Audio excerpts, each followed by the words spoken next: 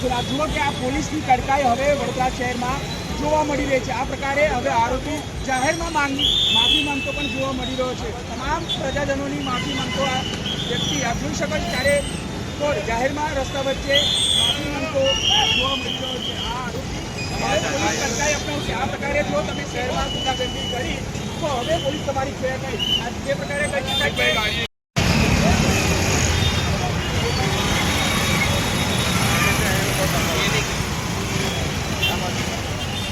बहुत